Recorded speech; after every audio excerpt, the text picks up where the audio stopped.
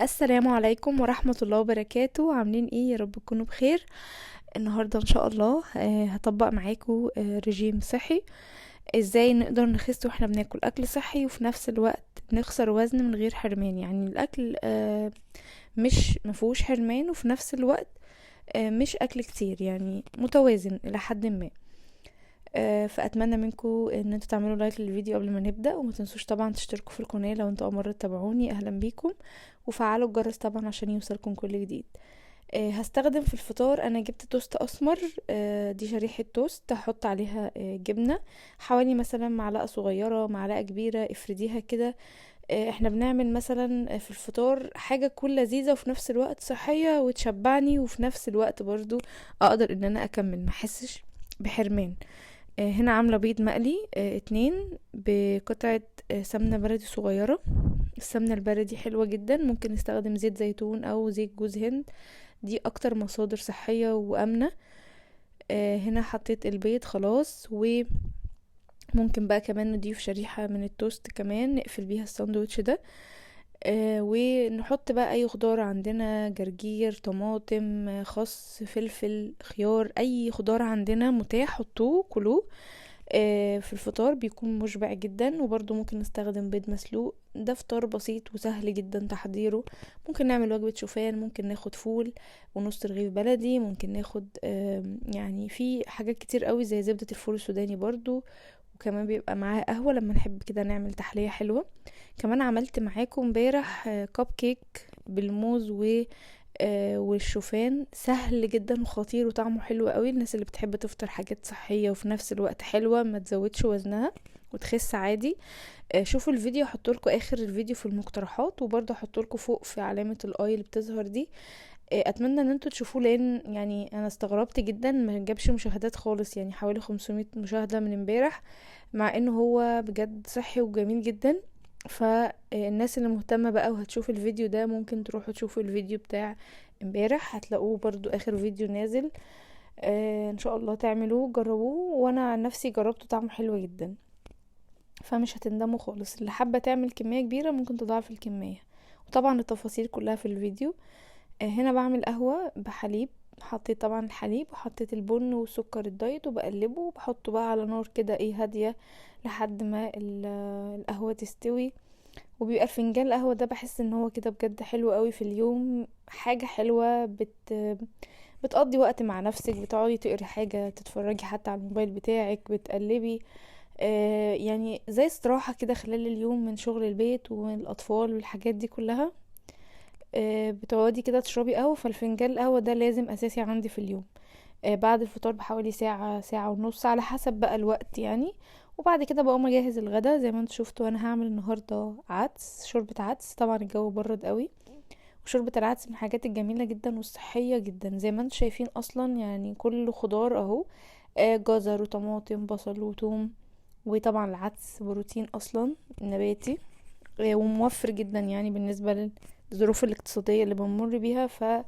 عشان تعرفوا ان انا برضو بنزل اكل اقتصادي، عشان في ناس كتير قوي قعدت تقولي كل يعني الاكل بتاعك مش كل الناس تقدر تجيبه، مع ان انا مش باكل حاجة غريبة.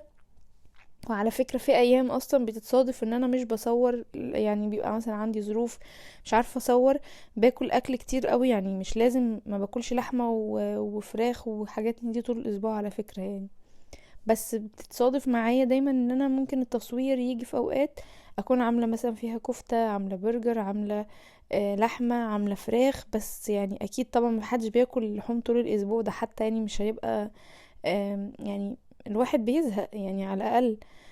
ف يعني انا باكل كل الاكل، وبحب الاكل الشعبي جدا، بحب الكشري جدا، بحب العدس، بحب بتنجان، بحب كل الحاجات دي عادي جدا. اهم حاجه نعملها بطريقه صحيه. هنا طبعا قلبت العدس، كل ده اصلا في نقطة سمنة صغيرة جدا. قلبتهم، وبعد ما تشوحوا حلو كده مع الخضار حطيت عليهم مية مغلية زي ما انتوا شفتوا من الكتل. طبعا هنا بقى حطيت الشعرية. انا طبعا المفروض ان العدس بعد كده لما هدي شوية او حتى هو سخن انا ضربته بالهاند بلندر. يعني لو انت في الخلاط بقى سيبيه لما يهدى، وبعد كده حمرت معلقتين شعرية ونزلت عليهم بالعدس. بعد كده بقى بحط ملح وكمون، ده التوابل اللي انا بحطها على العدس بصراحة. ما اعرفش في ناس بتحط فلفل اسود ولا لا، بس انا حطيت ملح وكمون بس. وبسيبه بقى، بقعد اقلب فيه كده عشان الشعرية كمان هتستوي عشان ما تكلكعش. وبسيبه كده شوية لحد ما يستوي واحس ان الشعرية استوت والدنيا بقت تمام، وبغرفه بقى وبناكل منه. طبعا انا في هنا قدمت فيديو عن فيديو، هنا كنت بضرب الهاند بلندر، المفروض ان انا بعديها احطه على النار. فدي الخطوة بتاع الهاند بلندر. الهاند بلندر اللي يسألني عليه، انا كنت جايباه براون من كذا سنة. النوع كويس وكل حاجة، بس انا في وقت من الاوقات الموتور اتحرق لوحده. مش فاكرة اذا كان وقع مني حقيقة او مثلا ابني وقعه من غير ما اعرف، بس حسيت ان هو بيترج كده من جوه، فوديته التوكيل. فقال لي لا، القطعة دي كده هتتغير وبألف، سعرها 1000 جنيه. فبصراحة قلت احاول محاولة، بما انها كده كده هتترمى. وديتها لحد بيصلح واخد 300 جنيه وركبني موتور. وهو هناك تقريبا وقعه، ففي حتة اتكسرت، فيعني هو شكله في حتة بقت مكسورة، والحتة دي يعني مضايقاني، بس قلت كده كده هو كان هيترمى فمش فارقة. عادي. والموتور بتاعه بقى ما بقاش فيه درجات زي الاول، بس انا برشح يعني، هو براون حلو جدا، بس احتمال كبير يكون وقع مني يعني. لكن هو كاستخدام حلو، انا معايا بقاله كذا سنة بصراحة، كان كويس قوي.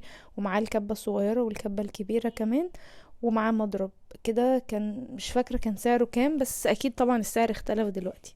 بس هو كماركة هو ممتاز بصراحة. هنا بقى العدس بعد ما غرفته يعني خلاص كده الغدا. انا هاخد طبق العدس ده، وبيشبع جدا وكمان بيدفي وبيدي طاقة، ومعاه طبق سلطة. وكده كان الغدا بتاعي. وهنا بقى العشاء، هاخد عشاء خفيف قوي. هنا واحدة يوستفندي كده صغيرة، ومعاها خيارة. ومثلا ممكن ناخد جنبها علبة زبادي، ناخد جنبها كوباية حليب. كده يعني. الناس بقى اللي بتجوع، ممكن لو انتوا عايزين تسد الشهية شوية بالليل، ممكن نحط معلقة بذور شيا على علبة زبادي.